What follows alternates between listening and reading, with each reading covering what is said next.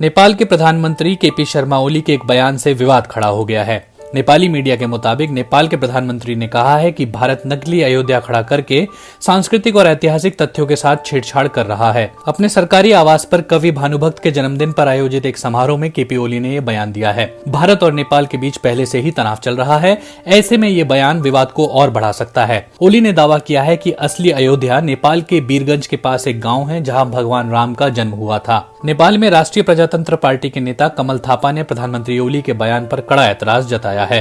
उन्होंने कहा है कि किसी भी प्रधानमंत्री के लिए इस तरह का आधारहीन और अप्रमाणित बयान देना उचित नहीं है। उन्होंने अपने ट्वीट में कहा, ऐसा लगता है कि पीएम ओली भारत और नेपाल के रिश्ते और बिगाड़ना चाहते हैं, जबकि उन्हें तनाव कम करने के लिए काम करना चाहिए। भारत और नेपाल में पिछले कुछ महीनों से तनाव जारी है।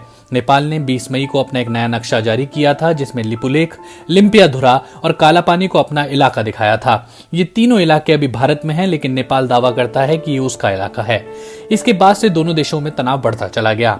हालांकि इससे पहले भारत ने पिछले साल नवंबर में जम्मू कश्मीर को 2 केंद्र शासित प्रदेश बनाए जाने के बाद अपना नक्शा अपडेट किया था। इस नक्शे में भी ये तीनों इलाके थे। भारत का कहना है कि उसने किसी नए इलाके को नक्शे में शामिल नहीं किया है, बल्कि ये तीनों इलाके पहले से ही उसके हैं।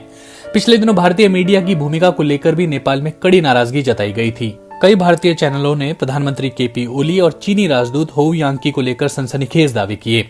कुछ चैनलों ने ये स्टोरी चलाई कि ओली को हनी ट्रैप में फंसा दिया गया है।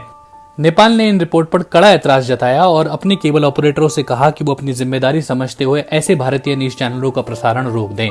नेपाल के विदेश मंत्री प्रदीप ग्यावली ने कहा कि उन्होंने भारत में नेपाल के राजदूत नीलांबर आचार्य को भारतीय विदेश मंत्रालय के सामने कड़ी आपत्ति दर्ज कराने के लिए कहा है। नीलांबर ने कहा कि भारतीय मीडिया नेपाल और भारत के द्विपक्षीय संबंधों को और खराब कर रहा है। हालांकि चीन की राजदूत की सक्रियता को लेकर नेपाल में भी विरोध दर्ज हुआ है। नेपाल में विपक्ष से लेकर मीडिया तक में यह सवाल उठा कि घरेलू राजनीति में किसी राजदूत की ऐसी सक्रियता ठीक नहीं है। मुलाकातों का ये दौर पिछले करीब 2.5 महीने से चल रहा है। भारत और नेपाल के बीच रिश्ते पहले से ही नाजुक दौर से गुजर रहे हैं। ऐसे में ओली का अयोध्या पर आया एक और बयान विवाद को और बढ़ा सकता है।